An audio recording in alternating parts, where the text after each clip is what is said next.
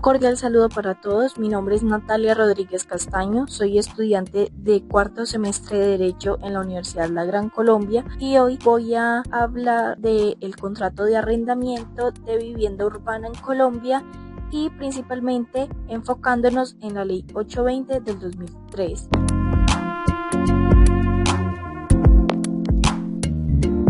Hablando mejor de esta ley, es una de las principales en las que nos especifican normas principales sobre el contrato de arrendamiento de vivienda urbana en Colombia y su objeto está especificado en el artículo 1. Como lo dice ese artículo de manera explícita, esta ley sirve para fijar los criterios que deben ser la base para regular los contratos de arrendamiento de los inmuebles urbanos destinados a las viviendas. Esto con el fin de proteger a los colombianos y el derecho a una vivienda digna que tienen consagrados en el artículo 51 de la Constitución Política Colombiana y el derecho de propiedad con función social del artículo 58. Esta ley es importante porque a pesar de que el Estado reconoce el derecho que tienen las personas sobre las viviendas y las propiedades, también reconoce la importancia de que nuestras viviendas tengan una razón social y no únicamente el tener por tener, sino usar y administrar la propiedad con responsabilidad hacia los demás. Después de entender el propósito de la norma, entremos más en materia respondiendo cómo exactamente define esta ley el contrato de arrendamiento de vivienda urbana. En su artículo 2 define el contrato de arrendamiento de vivienda urbana como aquel por el cual dos partes se obligan recíprocamente y mientras una concede el goce de un inmueble urbano destinado a una vivienda, la otra paga por este el goce de un precio determinado. En pocas palabras, este es un contrato bilateral de dos personas, el arrendador, que es quien tiene la propiedad y la cede temporalmente, y el arrendatario, que paga por el derecho de vivir en ese lugar. Es clave recordar que lo importante es que no se transfiera la propiedad, sino únicamente el uso y el goce del inmueble, o sea que el arrendatario no es el dueño, pero puede habitar en la vivienda de forma legítima y segura mientras cumpla con sus obligaciones, al igual que la otra parte. Esta definición también nos la otorga el artículo 1973 y 1974 del Código Civil. Dentro del mismo artículo 2 también nos mencionan algunos conceptos que ayudan a entender mejor cómo se abarca este tipo de contrato y tenemos pues primero los servicios, cosas o usos conexos que son los servicios públicos domiciliarios, por ejemplo el agua, la luz, el gas, entre otros, y todo lo necesario pues para el disfrute normal de la vivienda. Y los servicios o usos adicionales que son los que el arrendador puede ofrecer pero que no son esenciales, como el parqueadero extra, el internet, amueblado o la lavandería. El valor de esos servicios adicionales no pueden superar el 50% del precio del arriendo del inmueble.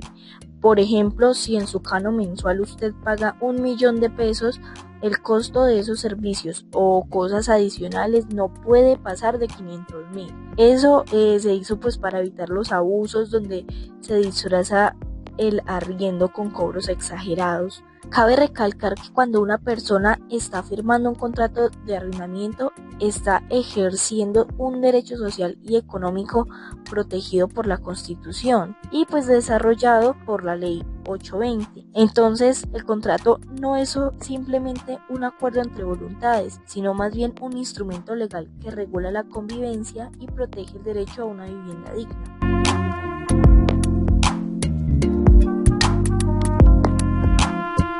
Bueno, ahora que ya sabemos su definición y algunos conceptos claves, cómo se debe hacer un contrato de arrendamiento y qué elementos no pueden faltar para que este sea válido y seguro.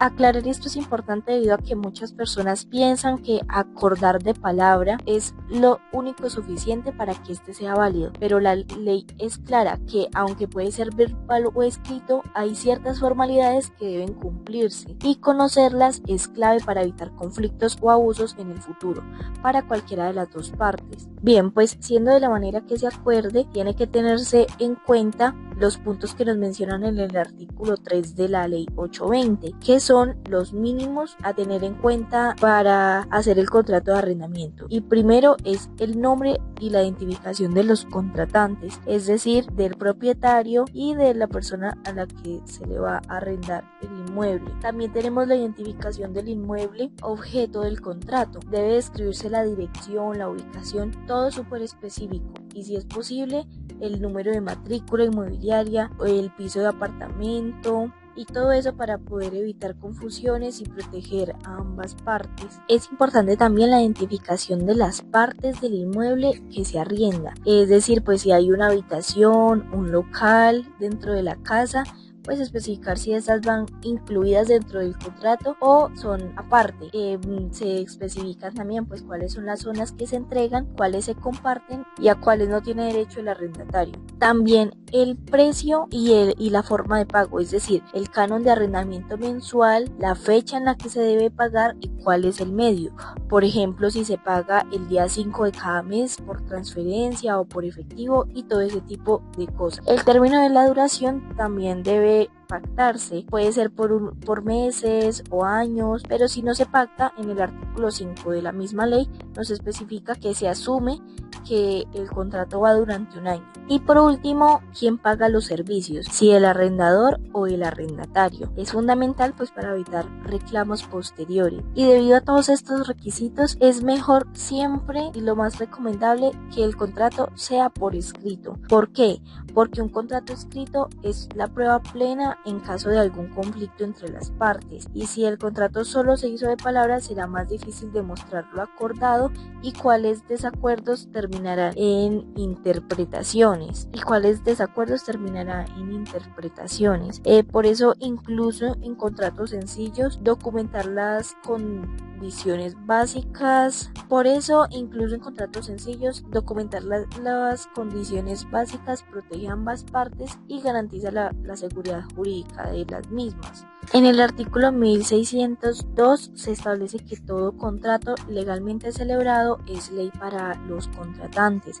Esto significa que lo que se pacta en el contrato tiene fuerza obligatoria y por eso es importante dejar todo claro desde el principio. Porque, por ejemplo, si a usted le arriendan un apartamento, le especifican el canon y le especifican que usted es el que paga los servicios, pero al cabo de 10 meses el arrendador quiere que usted desocupe, alegando que el contrato ya se terminó. Allí no se tendría en cuenta debido a que hay un conflicto entre las partes por no especificar bien por cuánto tiempo se tenía el contrato. Además, como lo habíamos dicho anteriormente, se entiende que el contrato dura un año, por lo que pues su arrendador no tendría derecho a hacer que usted desaloje así sin una razón justificada.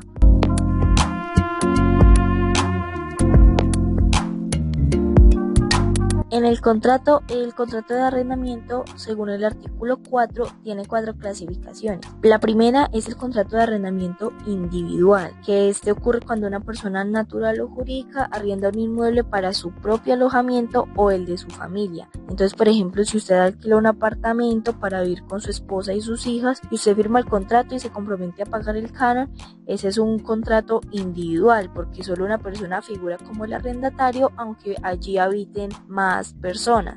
El segundo es el contrato mancomunado. Este aparece cuando 2 o más personas arriendan juntas el mismo inmueble y responden solidariamente por el pago. Es decir, si por ejemplo 3 estudiantes universitarios arriendan un apartamento y todos firman el contrato, entonces si uno no paga su parte, los otros 2 deben responder igual. Eso se le llama solidaridad. Todos son responsables del todo, no solo de una parte. Eso protege al arrendador porque así puede exigir el pago por parte de cualquiera de los arrendatarios.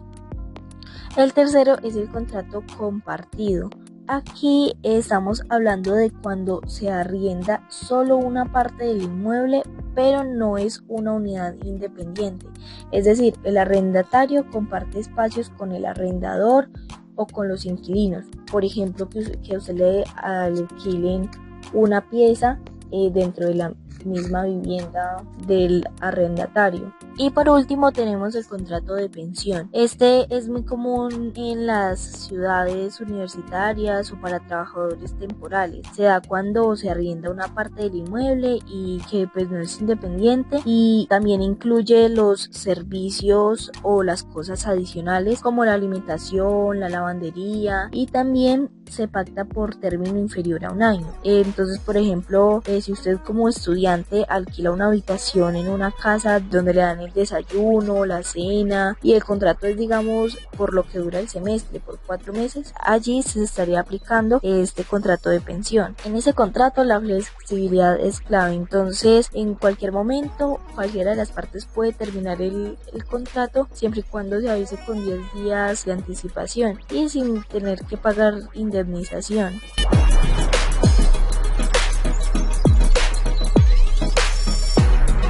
Ahora hablaremos que si se pueden exigir garantías y depósitos en el contrato de arrendamiento de vivienda urbana. Y es que la misma ley en su artículo 820, en su artículo 15, la misma ley 820 en su artículo 15 habla de las garantías para los servicios públicos. Indica que el arrendador puede exigir al arrendatario la prestación de garantías o fianzas con el fin de garantizar a cada empresa prestadora de servicios públicos domiciliarios el pago de las facturas correspondientes. Aclara que el depósito no puede exceder el valor de 2 periodos consecutivos de facturación de los servicios públicos, es decir, que solo puede pedir una garantía para cubrir los servicios de agua, luz, gas o cosas similares, pero no para cubrir posibles daños o incumplimientos del contrato. Luego viene el artículo 16, que esta gente dice que en los contratos de arrendamiento para la vivienda urbana no se exigen depósitos de dinero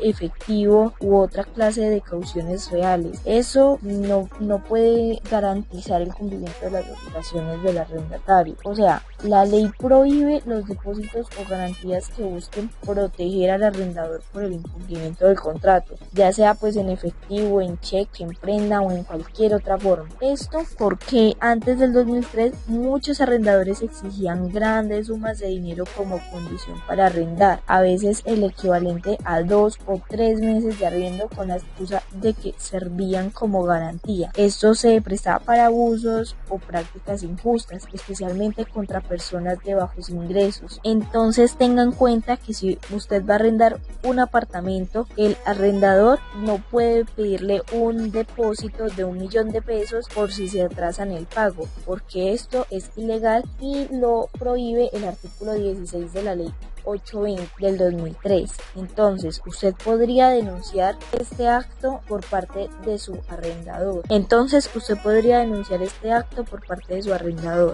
Así, la ley busca que el arrendar una vivienda no sea un privilegio, sino un proceso justo y accesible para todos.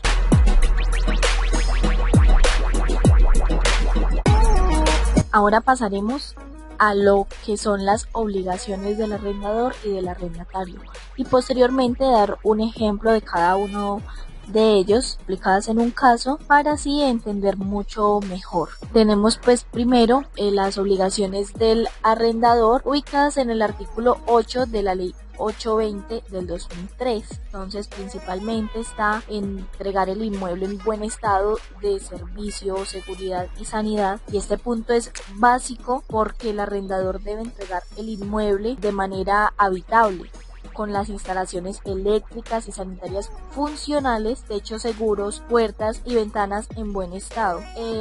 Así el inmueble debe permitir vivir dignamente. El segundo punto es mantener el inmueble en buen estado durante todo el contrato. No basta solo con la entrega del inmueble bien al principio, sino durante toda la vigencia del contrato, el arrendador debe mantener los servicios y las cosas conexas o adicionales en condiciones adecuadas.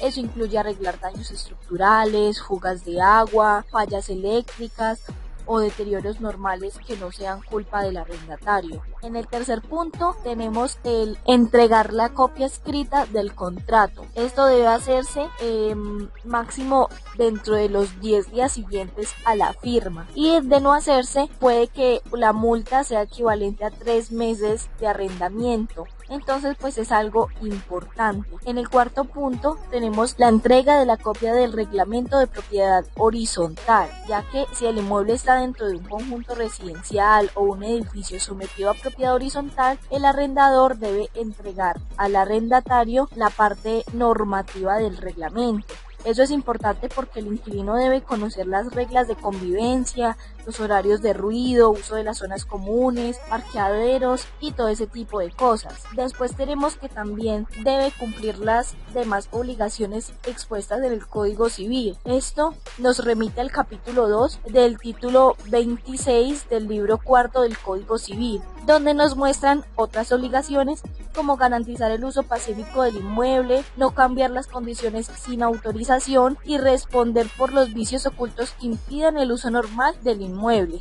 ¿Qué ocurre cuando el arrendador incumple? Por ejemplo, imaginemos a don Álvaro, que es el propietario de un apartamento en Pereira. Él firma un contrato de arrendamiento con Lucía, quien busca un lugar tranquilo para vivir con su hijo. El contrato dice que el inmueble está en perfectas condiciones, pero apenas Lucía se muda, descubre que hay humedades en las paredes, enchufes dañados y el baño tiene una fuga constante de agua. Ella le informa al arrendador, pero él le dice que eso ya estaba así y que ella lo tiene que arreglar. Allí, don Álvaro estaría incumpliendo el artículo 8 del numeral 1, que indica que él tiene la obligación de entregar el inmueble en buen estado de servicio y seguridad. Aparte de eso, también infringe el artículo 1985 del Código Civil, que impone al arrendador el deber de hacer las reparaciones necesarias para conservar la cosa arrendada, siendo estas reparaciones para que el bien sea habitable para el arrendatario, en este caso para Lucía. Y las consecuencias legales es que Lucía puede exigir judicialmente las reparaciones necesarias, también puede pagar las reparaciones y descontarlas del canon de arrendamiento, como nos lo indica el artículo 1986 del Código Civil, y hasta puede terminar el contrato sin pagar la indemnización, porque el inmueble no cumple las condiciones mínimas de habitabilidad, como lo indica el artículo 22 del numeral 3 de la ley 820, que es la que hemos venido trabajando, ya que en este caso la ley protege al arrendatario porque es que la vivienda no puede ser un riesgo ni una carga, sino un espacio digno y seguro para descansar.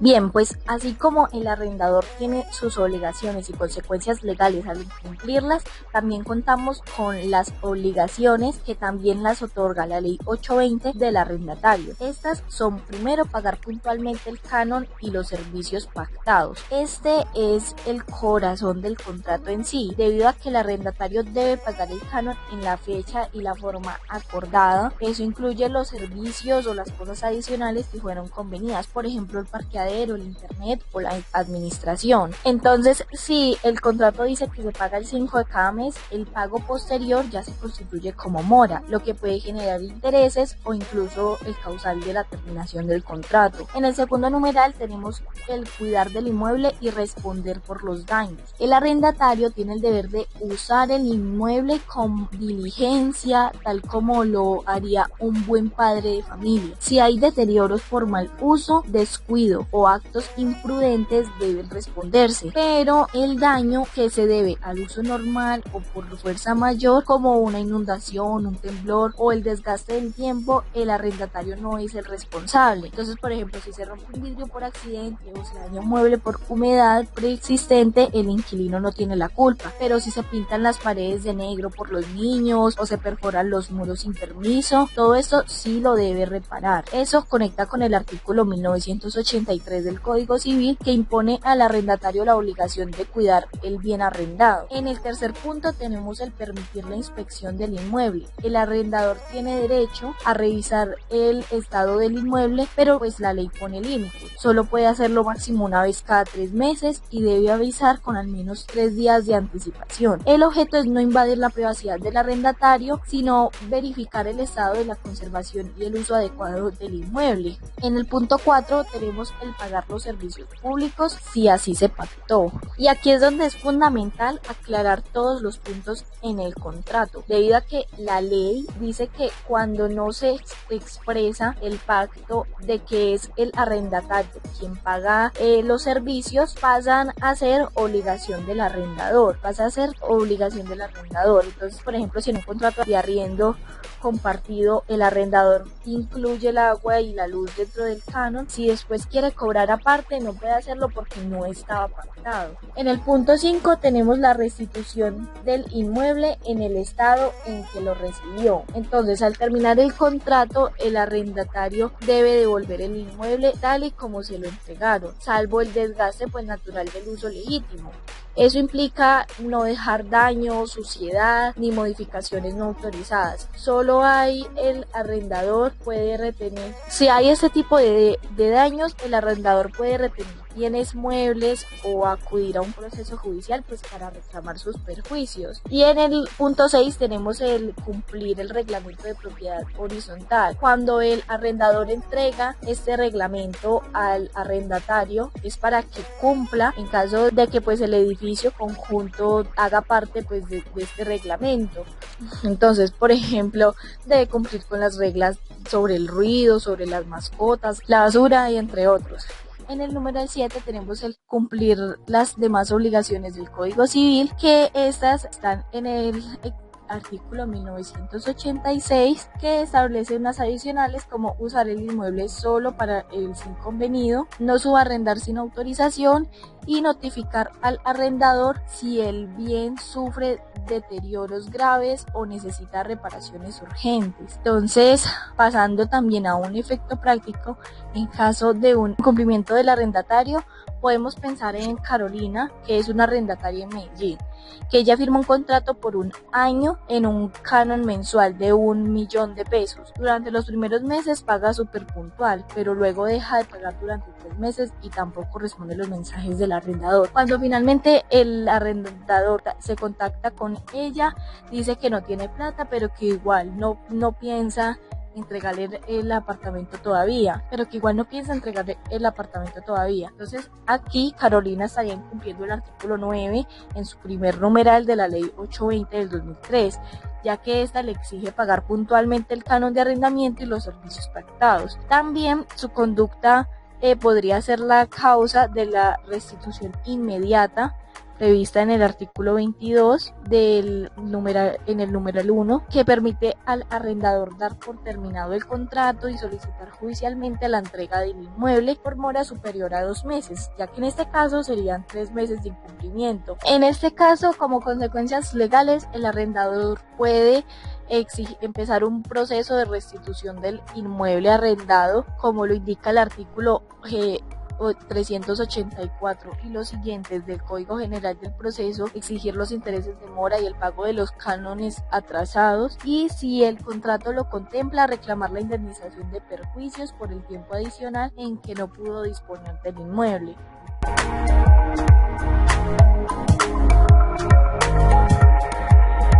¿Cuál es la duración mínima del contrato y cómo opera su prórroga según la ley 820? En el artículo 5 nos indica que el término de duración del contrato del arrendamiento de vivienda urbana no puede ser inferior a 1 año, salvo lo dispuesto en el literal D del artículo 4, es decir, el contrato de pensión. Y al vencimiento, si ninguna de las partes manifiesta por escrito la decisión de no prorrogarlo, entonces se entenderá prorrogado automáticamente por otro año en las mismas condiciones, es decir, el mismo canon, misma vivienda y mismo contrato.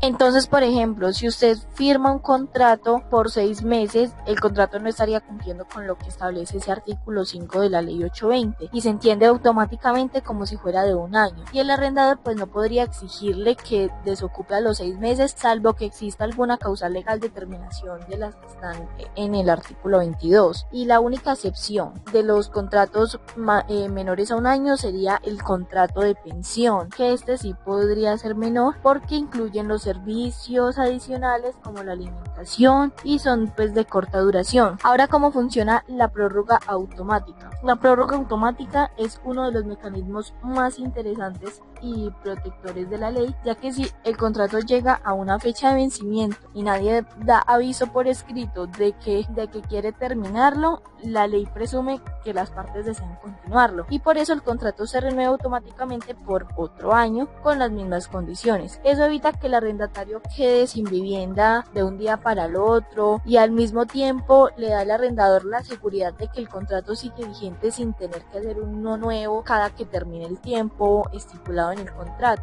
Entonces, por ejemplo, si usted arrienda un contrato que vence el 31 de diciembre de 2024 y ninguna de las partes avisa la terminación, entonces se prorroga ese contrato hasta el 31 de diciembre del 2025 bajo las mismas condiciones. Pero tiene que tener en cuenta que lo clave para no renovar el contrato es el preaviso. Para que no se prorrogue, alguna de las partes debe enviar un preaviso por escrito con una anticipación mínima de 3 meses antes pues del vencimiento. Eso significa que si el contrato termina el 31 de diciembre, el aviso debe enviarse antes del 30 de septiembre y ese aviso debe hacerse por escrito. No basta con una llamada ni un mensaje por WhatsApp o una conversación informal. La ley exige formalidad para que haya seguridad jurídica. Y el artículo 6 de la ley 820 también complementa lo anterior, diciendo que las partes pueden acordar un nuevo canon de arrendamiento, pero siempre dentro de los límites legales de aumento que veremos un poco más adelante. Es decir, que si el contrato se renueva, no puede haber aumentos arbitrarios. El incremento máximo está limitado por la variación del índice de precios al consumidor.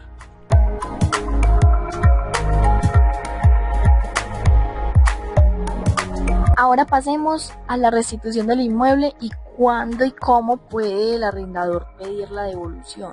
Tenemos que el artículo 22 es el que indica las causales y las condiciones para que el arrendador pueda solicitar la restitución del inmueble. Y lo más importante es cómo debe hacerse esto para que sea legal. Entonces, entre los numerales tenemos el primero, que son las causales por incumplimiento del arrendatario, y estas son las más comunes, ya que se refiere a cuando el inquilino no cumple con los deberes. Entonces, por ejemplo, la mora del pago, el subarriendo, la cesión no autorizada, el cambio del destino del inmueble, deterioro grave del inmueble o está el uso indebido o el incumplimiento de cualquier obligación pues, que esté estipulada dentro del contrato. En todos esos casos el arrendador debe demostrar el incumplimiento y puede iniciar el proceso de restitución del inmueble arrendado. En el segundo numeral tenemos las causales por necesidad o derechos del arrendador. La ley pues también permite que el arrendador solicite la restitución aunque el arrendatario esté cumpliendo, pero solo bajo ciertas condiciones muy específicas. Bajo la necesidad de ocupar el inmueble, ya que si el arrendador o sus familiares cercanos hasta segundo grado de consanguinidad necesitan el inmueble para vivir, pueden solicitar la restitución, pero debe avisar con al menos 3 meses de anticipación y comprobar la necesidad real.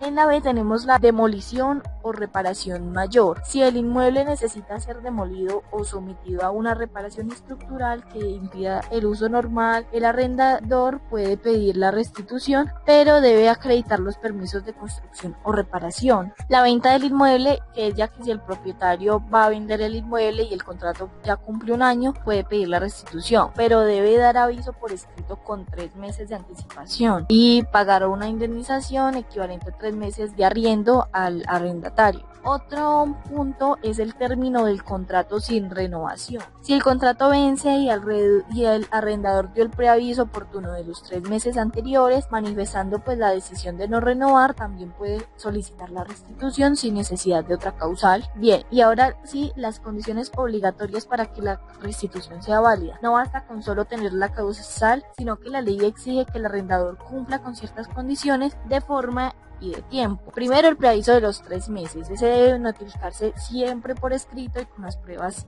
de entrega. Eso aplica en los casos de la venta, ocupación personal o la terminación normal del contrato. También debe cumplir con la indemnización cuando aplique. En los casos de la venta y la recuperación sin incumplimiento del arrendatario, debe pagar pues la debida indemnización de 3 meses de arriendo. Otro es la prueba del causal. Si la restitución se hace por incumplimiento, el arrendador debe probar los hechos, por ejemplo los recibos atrasados, los daños o las actas de inspección. En el cuarto punto tenemos el proceso judicial o acuerdo voluntario. Entonces la entrega del inmueble solo puede hacerse de forma voluntaria o mediante orden judicial, no por vías de amenazas o de hecho. Un dato importante es que en el artículo 30 de la ley 820 hablan del desalojo arbitrario, es decir que el arrendador cambie las cerraduras o retire pertenencias sin orden de autoridad. Eso constituye una violación de derechos fundamentales. Entonces, si por ejemplo usted quiere vender su apartamento que está arrendado desde hace 3 años y que el contrato vence el 31 de diciembre, entonces usted, para vender el inmueble, debe hacerlo y que esta venta sea conforme a la ley. Usted debe enviar un aviso por escrito antes del 30 de septiembre, indicar que no renovará por motivo de venta y pagarle a Paula la indemnización equivalente a 3 meses de arriendo y esperar que el vencimiento del contrato para solicitar la restitución. Si ya hace todo eso correctamente, la restitución es legal y justa, pero si la intenta desalojar sin previo aviso, sin indemnización, incurre en abuso del derecho, usted puede hasta ser sancionado.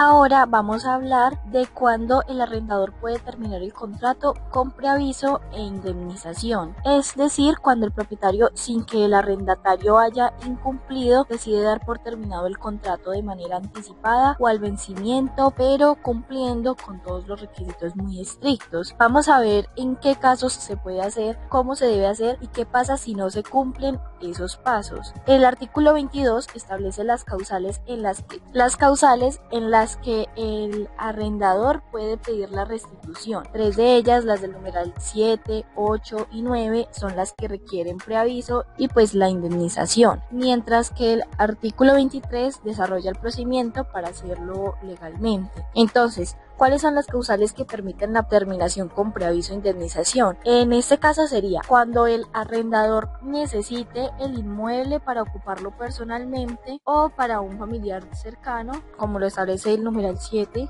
cuando el inmueble va a ser demolido o sometido a reparaciones mayores, como lo dice el numeral 8, y cuando el inmueble será vendido, según el numeral 9. En todos esos casos, el arrendador no puede desalojar de inmediato, sino que debe cumplir con una serie de requisitos. Primero, por escrito con 3 meses de anticipación. Se debe informar por escrito al arrendatario la decisión de no renovar el contrato al vencimiento del plazo contractual. El permiso tiene que estar firmado, tiene que indicar la causa legal específica, la ocupación, demolición o venta, y constar con pruebas de entrega, por ejemplo, con una carta firmada, correo certificado o medio verificable. Entonces, por ejemplo, si el contrato vence el 30 de diciembre, el arrendador debe enviar el aviso antes del 30 de septiembre. De lo contrario, el contrato se prorroga automáticamente por otro año, según el artículo 5. Segundo, el pago de indemnización tiene que ser equivalente a 3 meses de arriendo. La ley obliga al arrendador a indemnizar al arrendatario con una suma igual a 3 meses del canon de arrendamiento, como la compensación por los gastos y las molestias que implica desocupar el inmueble. Eso debe pagarse antes del momento de la entrega del inmueble y no puede descontarse de otras obligaciones. Entonces, por ejemplo, si el canon es de 1.000.000 de pesos, el arrendador debe pagar 3 millones de pesos al arrendatario como indemnización. Como tercer punto tenemos la demostración real de la causa. La ley exige que la causa invocada sea real y comprobable y no una excusa. Si se invoca la causa de ocupación personal, el arrendador o su familia debe efectivamente habitar el inmueble dentro de los 3 meses siguientes a la entrega. Si invoca demolición o reparación, debe acreditar permisos de construcción o licencia urbanística.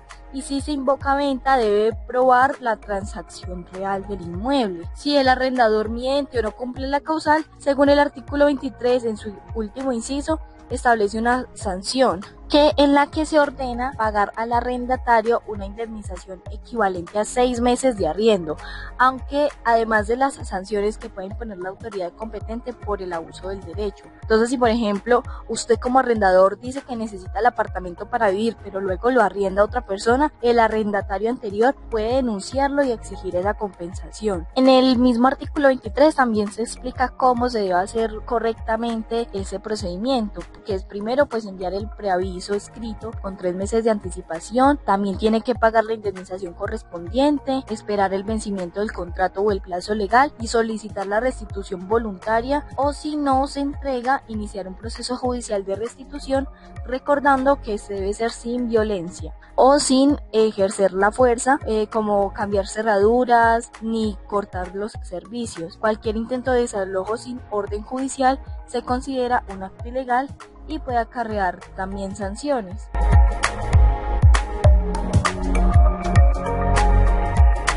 Hablemos entonces de cuándo el arrendatario puede decir adiós al contrato de arrendamiento, es decir, cuáles son esas condiciones para que pueda darse la terminación de contrato unilateral por parte del arrendatario. Para esto se tiene en cuenta el artículo 25 de la Ley 820 del 2003, donde nos indica algunos requisitos o algunas condiciones para que esto se pueda dar a cabo. Bueno, primero, la permanencia mínima de un año. La ley exige que el arrendatario haya vivido en el inmueble al menos un año antes de poder terminar el contrato unilateralmente. Esa regla existe para garantizar la estabilidad de las relaciones contractuales y evitar que los contratos se rompan a los pocos meses, afectando la planeación del arrendador. El segundo es el preaviso escrito de 3 meses, es decir, que el arrendatario debe avisar por escrito su decisión de terminar el contrato con 3 meses de antelación. Ese preaviso debe ser formal con prueba de entrega, carta firmada, correo certificado o mensaje que deje constancia verificable. Y tenemos el pago de indemnización equivalente a 3 meses de arriendo. Esta es una compensación que el arrendatario debe pagar al arrendador por terminar anticipadamente el contrato. La indemnización equivale a 3 meses de canon de arrendamiento y debe pagarse al momento de la entrega del inmueble o antes. Sin embargo, contamos con algunas excepciones de cuando el arrendatario puede irse sin pagar indemnización, y es que aunque el artículo 25 regula la terminación voluntaria con pago, también reconoce casos donde el arrendatario puede irse sin pagar nada, porque existe el incumplimiento del arrendador. Según el artículo 8 y el 22 en su numeral 3, el arrendatario puede terminar sin penalización cuando el inmueble no se entrega o mantiene en buen estado de sanidad y seguridad, o cuando el arrendador interfiere en el goce pacífico del bien. Entonces, por ejemplo, si usted vive en un apartamento donde hay goteras y filtraciones desde hace meses y el arrendador no responde ni repara, usted puede terminar el contrato de forma inmediata sin pagar los 3 meses de indemnización, porque el incumplimiento proviene del arrendador y no de su parte. Entonces, para entender mejor, imaginemos a Carolina, que lleva 2 años viviendo en un apartamento en Bogotá y le ofrecen un nuevo trabajo en Medellín, por lo que pues necesita mudarse. Entonces Carolina actúa conforme a la ley. Tiene que enviar la carta a su arrendador con 3 meses de anticipación, explica su decisión de terminar el contrato y paga una indemnización equivalente a 3 meses de canon de arrendamiento. Así, el arrendador, informado y compensado, acepta la terminación y no hay conflictos, no hay sanciones, solo pues respeto por lo que dice en el contrato.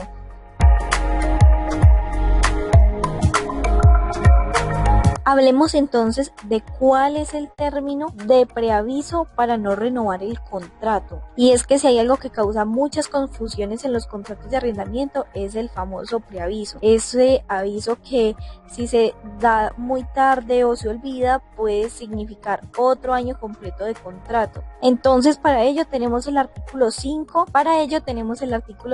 Que establece que el contrato de arrendamiento de vivienda urbana tiene una duración mínima de 1 año, y al vencimiento, si ninguna de las partes manifiesta su decisión de no prorrogarlo, se entiende prorrogado automáticamente por otro año, como lo veníamos comentando. Por eso el preaviso es la clave para no quedar atado involuntariamente a una nueva prórroga. Entonces, el término legal del preaviso son 3 meses antes del vencimiento del contrato. El preaviso tiene que darse por escrito y con una anticipación mínima de 3 meses. Si se da después de ese tiempo, ya no sufre efecto y el contrato se prorroga automáticamente por otro año. Entonces, por ejemplo, si el contrato vence el 31 de diciembre, el preaviso debe hacerse a más tardar el 30 de septiembre. Si usted lo hace después de ese día, por decirlo el 15 de octubre, pues ya no sería válido y el contrato seguirá vigente hasta el diciembre del año siguiente. Recordemos que el aviso es importante poder comprobarse por su recepción, es decir, que no basta con decir yo le avisé por teléfono o yo le mandé un mensaje por WhatsApp. Debe existir prueba documental, es decir, una carta firmada y fechada, un correo electrónico con acuse de recibo o comunicación certificada entregada personalmente. Eso garantiza seguridad jurídica y evita conflictos posteriores. Entonces, por ejemplo, si el arrendador envía una carta por correo certificado y tiene el comprobante de entrega, esa es una prueba válida ante cualquier autoridad o proceso judicial de que se hizo el aviso correspondientemente y por ello puede salvarse de alguna sanción.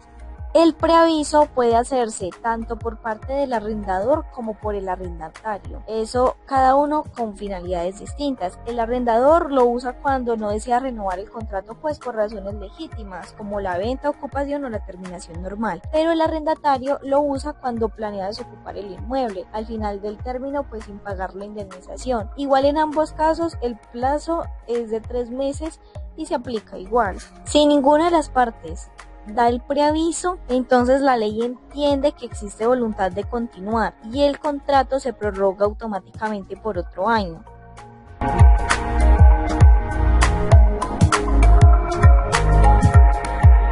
Ahora vamos a hablar de cuándo el arrendatario puede terminar el contrato con preaviso e indemnización según la ley, es decir, pues de los requisitos. Estos requisitos los establece el artículo 25 de la ley que hemos venido trabajando.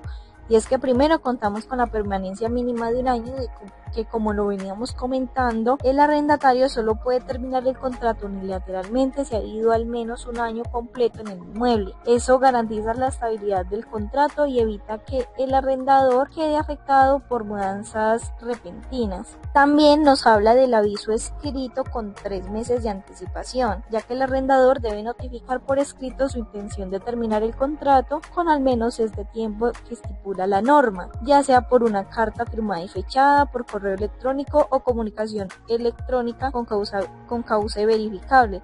Lo importante es que este sea por escrito y pueda tener carga probatoria. El tercero, además nos menciona el pago de indemnización equivalente a 3 meses de arriendo, es decir que la ley nos exige que el arrendatario pague al arrendador la suma equivalente a 3 meses de arriendo como compensación por terminar anticipadamente el contrato. Eso cubre los perjuicios que el arrendador sufre mientras consigue un nuevo inquilino o reacomoda su inmueble.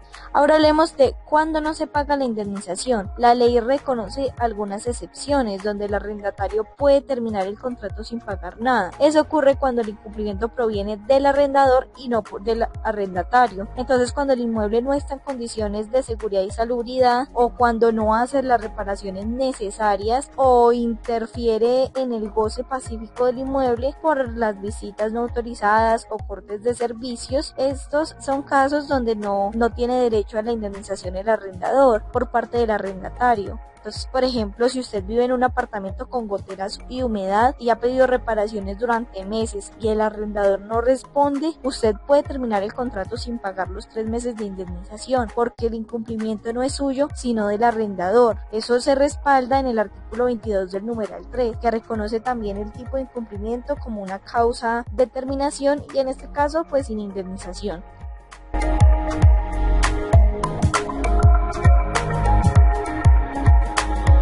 Ahora bien, ¿recuerdan cuando hablamos de que más adelante se hablaría sobre el canon de arrendamiento? Pues llegó el momento. Vamos a hablar de cómo se fija este según la ley 820, debido a que no es únicamente al azar o a voluntad del arrendador, sino que el artículo 18 nos indica que el precio de canon de arrendamiento es libremente convenido entre las partes, sí, pero no puede exigir el 1% del valor comercial del inmueble o de la parte arrendada. Entonces, pues primero el canon se fija por acuerdo, pero dentro del límite legal. Entonces, por ejemplo, si un apartamento no tiene un valor comercial de 150 millones de pesos, el canon mensual no puede ser superior a 1.500.000, ya que este es el 1% de 150 millones. Eso garantiza pues que los precios se mantengan razonables y evita el abuso en zonas donde los valores inmobiliarios crecen rápidamente. Lo otro es que se entiende por valor comercial. El valor comercial es el precio real del mercado del inmueble, no el valor catastral ni el sentimental. Se puede determinar mediante avalúo comercial reciente o las comparaciones con inmuebles similares de la zona, o pues incluso mediante un perito autorizado. Entonces, por ejemplo, si el apartamento tiene un avalúo catastral de unos 80 millones de pesos, pero el comercial es de 120 millones, el límite se calcula sobre los 120, porque este es el valor comercial, no sobre 80 millones, ya que este es el catastral y este no es el que se tiene en cuenta. Al no ser este, pues el valor real en el mercado. También tenemos que el canon debe cubrir el uso, goce y servicios inherentes al inmueble.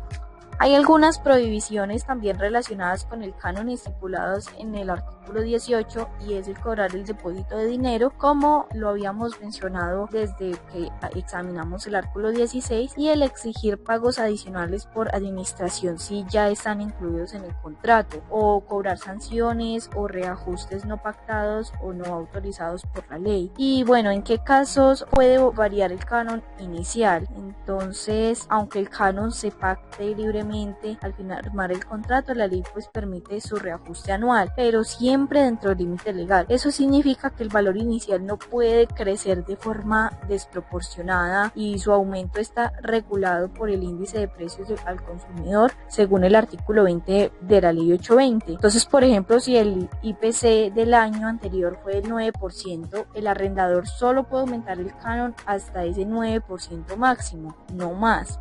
Ahora hablemos del límite legal para el incremento anual del canon, que esto pues se relaciona directamente con lo que hemos mencionado anteriormente, y la respuesta se encuentra en el artículo 20 de la ley 820, que regula el reajuste anual del canon y también se complementa con las actualizaciones anuales de índices de precios al consumidor publicadas por el DANE. Entonces, ¿qué es el IPC y quién lo define?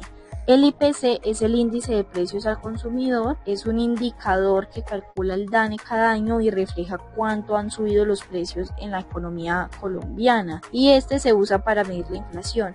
Sirve de referencia para reajustar los salarios, las pensiones y pues claro, los cánones de arrendamiento. Entonces, por ejemplo, si en el 2024 el IPC fue de 9.28%, entonces ese será el límite máximo para aumentar el arriendo en Colombia. El incremento solo puede hacerse una vez al año. Es algo importante que también nos permite la ley, que aunque se puede ajustar el canon, es solo una vez cada 12 meses, contados desde la fecha de inicio del contrato o del último aumento. Por ejemplo, si firmaste el contrato el 1 de abril del 2024, el arrendador solo puede aumentar el arrendamiento a partir del 1 de abril del 2025 y en ningún caso antes. No importa si sube el IPC a mitad de año, ni si hay inflación temporal, solo puede ajustarse anualmente. El incremento es opcional y no es obligatorio. La ley permite el aumento, pero no obliga a hacerlo. Lo único es que no puede aumentarlo más allá del IPC. Y se debe tener en cuenta que el incremento solo puede hacerse si el contrato sigue vigente. El reajuste del canon no se aplica automáticamente a todos los contratos, solo puede hacerse si el contrato cumple un año o se prorroga legalmente. Entonces también tenemos que si el arrendador cobra un aumento superior al permitido, el arrendatario puede negarse a pagar el exceso solicitar la devolución de los valores cobrados de más o denunciar el abuso ante la Superintendencia de Industria y Comercio o ante la alcaldía local. Contamos con casos especiales en los que los arrendamientos inferiores al valor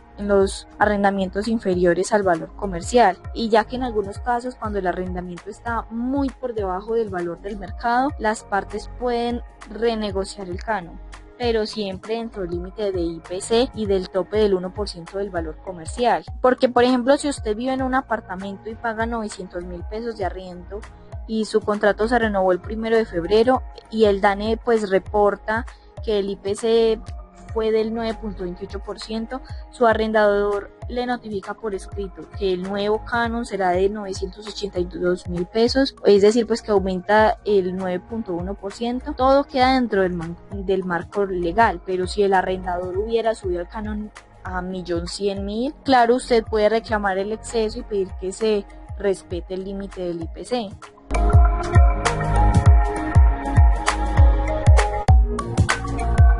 Entonces, ¿cómo se hace el reajuste del canon de arrendamiento? Según el artículo 20, ese tiene que hacerse por acuerdo entre las partes y sin poder exceder el 100% del incremento del IPC total del año calendario inmediatamente anterior, pero certificado por el DANE, por supuesto. También tenemos entonces que primero el reajuste se hace cuando el contrato cumple un año. La ley es clara.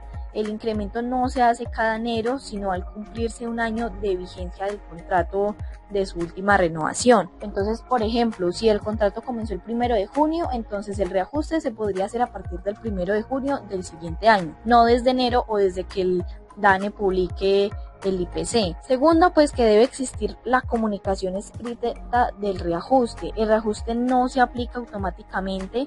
El arrendador debe informar por escrito al arrendatario el porcentaje del IPC, el valor anterior del canon y el nuevo valor a pagar. Y el incremento se calcula sobre el canon anterior. El reajuste siempre se calcula sobre el último canon pagado, no sobre el valor comercial del inmueble ni sobre una cifra nueva. Entonces, por ejemplo, si en el 2024 el canon era de 1.000.000 y el IPC fue del 9%, el nuevo canon será de 1.090.000. Y en el 2026, si el IPC es del 8%, se calculará sobre 1.090.000, no sobre el millón original. Ese sistema así evita los aumentos que se acumulen injustamente. Tenemos que el reajuste es un derecho del arrendador, pero no es una obligación. Entonces el arrendador puede decidir si aplica o no el reajuste. Y se tiene que tener en cuenta que ese reajuste se adquiere vigencia solamente después del preaviso. Entonces, si el arrendador no informa el aumento a tiempo, el arrendatario puede seguir pagando el valor anterior hasta que reciba el aviso formal.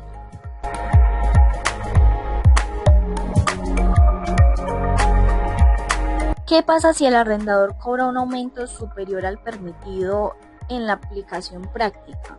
Seguramente tú conoces a alguien o te podría haber pasado que un día recibes el mensaje de que el arriendo subió este mes y ahora vale 1.300.000 porque todo está más caro. Y claro, los precios suben, pero los aumentos del arriendo no se hacen a ojo. En Colombia el canon de arrendamiento está regulado por la ley, como lo veníamos comentando, y el aumento tiene un límite legal, el del IPC. Entonces, pagar más del IPC es un incumplimiento de la ley. Cuando el arrendador exige un aumento superior al IPC, está violando la norma de orden público, lo que significa que no puede ser modificado por acuerdo entre las partes, ni siquiera con consentimiento verbal del inquilino. Y por eso el arrendatario puede exigir la devolución del exceso. La ley le da al arrendatario el derecho de reclamar lo cobrado de más porque ese dinero no tiene respaldo jurídico. Aparte de eso, no se pueden imponer aumentos retroactivos ni sin aviso. Entonces, el aumento solo puede aplicarse cuando el contrato cumple un año y con aviso previo por escrito. Si el arrendador te dice que te sube el arriendo desde enero, pero te avisa en marzo, no puede cobrar esos 2 meses de diferencia retroactivamente. Y el exceso o ese cobro retroactivo puede verse como un exceso del derecho, siendo una conducta abusiva y contraria al principio de buena fe contractual, que se encuentra en el artículo 1603 del Código Civil. En este caso, debido a ese abuso del derecho, el arrendatario puede pedir ante un juez que se ajuste el canon al valor legal. Hagamos una aplicación práctica para entendernos mejor. Imaginemos que Camila arrienda un apartamento en Bucaramanga desde el 2023. Paga un canon de 1 millón de pesos y en el 2025 el DANE anuncia que el IPC del 2024 fue del 9.28%. Su arrendador le envía un mensaje diciendo que a partir del otro mes el arriendo será de 1.200.000 porque todo está más caro. Entonces Camila, conocedora de la ley, revisa el artículo 20 y el aumento máximo permitido es del 9.28%. Entonces que el nuevo canon legal será de 1.092.800 pesos, no de 1.200.000 como quería su arrendador. Camila escribe una carta formal diciendo que reconoce los derechos al reajuste, pero solo hasta el IPC certificado por el DANE y que seguirá pagando el valor correcto mientras el arrendador ajusta el cálculo. Entonces, en el caso de que el arrendador insiste, Camila puede exigir la devolución del exceso cobrado. Todo dentro de la ley y sin conflicto con respaldo jurídico. Sin conflicto y con respaldo jurídico. Me parece algo importante recalcar que la Corte Constitucional, incluso en varias sentencias, recuerda que la norma de arrendamiento tiene una función social y busca equilibrar los derechos de ambas partes para garantizar el acceso a una vivienda digna y evitar los abusos económicos. Por eso el límite del IPC no es caprichoso, es una manera de proteger el poder adquisitivo del arrendatario sin afectar la rentabilidad justa del propietario y pues en este caso también del arrendador. Para finalizar el encuentro vamos a mencionar 2 casos en los que aplicaremos todo lo que hemos venido hablando en este encuentro. Entonces el primer caso es de Camila, quien lleva 5 años como arrendataria en un inmueble ubicado en el conjunto Los Robles, barrio Nogales, en la ciudad de Armenia, y su arrendador le da un mes para desalojar porque venderá el apartamento. Entonces, el arrendador procede conforme a la ley 820 del 2003. ¿Y por qué? Bueno, empecemos reconociendo el fundamento legal. Primero contamos con el artículo 22 que establece las causales de restitución del inmueble y el numeral 9 dice que sí es posible pedir la restitución por venta del inmueble, pero con ciertas condiciones. Y también tenemos como fundamento legal el artículo 23 que detalla el procedimiento de los requisitos. Entonces, primero pues el arrendador debe avisar por escrito con al menos 3 meses de anticipación. Debe pagar una indemnización equivalente a 3 meses de arriendo y la venta debe ser real y comprobable, no una excusa solo para desalojar a Camila. En este caso, el arrendador no le ofrece a Camila su respectiva indemnización de 3 meses de canon de arrendamiento. Aparte, el arrendador avisa solo con un mes de anticipación cuando este tiempo deben ser 3 meses. Entonces, esto significa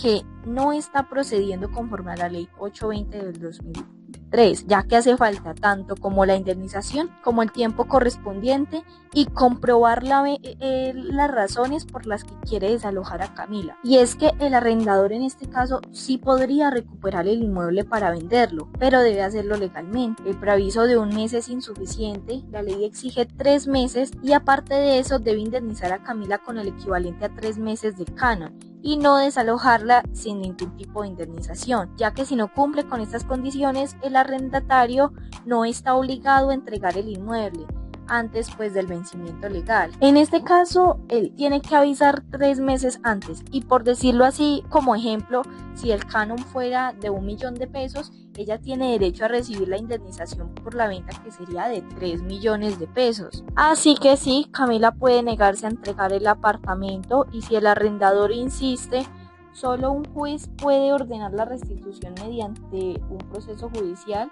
y nunca por la fuerza ni de manera unilateral. Así pues, la ley puede proteger al arrendatario contra los desalojos arbitrarios y garantiza que los procesos se hagan con tiempo, causa y compensación, cosa que realmente no está haciendo el arrendador con Camila. En el caso 2, siendo relacionado, el arrendatario no paga 3 meses de arriendo ni entrega el inmueble. Entonces, aquí la situación cambia totalmente. El fundamento legal se encuentra en el artículo 22, en el numeral 2 de la Ley 820 del 2003, donde nos dice que cuando el arrendatario incurre en mora en el pago de los cánones de arrendamiento, los servicios o las expensas comunes por más de 2 periodos mensuales consecutivos, puede restituirse el inmueble al arrendador por una causa clara. En el procedimiento, claro está que el arrendador no puede sacar al arrendatario por la fuerza ni cambiarle las cerraduras. Debe iniciar un proceso judicial de restitución del inmueble arrendado ante un juzgado, y ese proceso es rápido y sumario.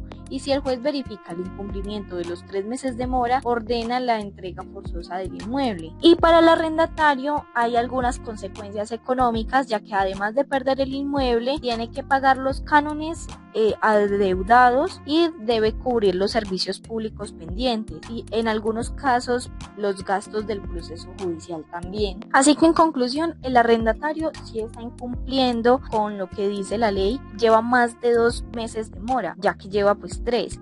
Entonces, eso habilita al arrendador para solicitar judicialmente la restitución del inmueble. El arrendador actúa conforme a la ley siempre que siga el proceso judicial y no haga justicia por su propia mano, recurriendo al uso de la violencia. Aquí se muestran 2 ejemplos claros pero diferentes, ya que en el primero el arrendador abusa del procedimiento y el arrendatario está protegido, mientras que en el segundo el arrendatario incumple y el arrendador tiene la razón legal.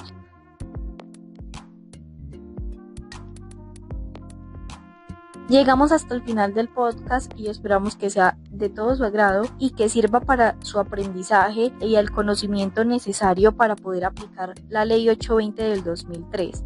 Muchas gracias.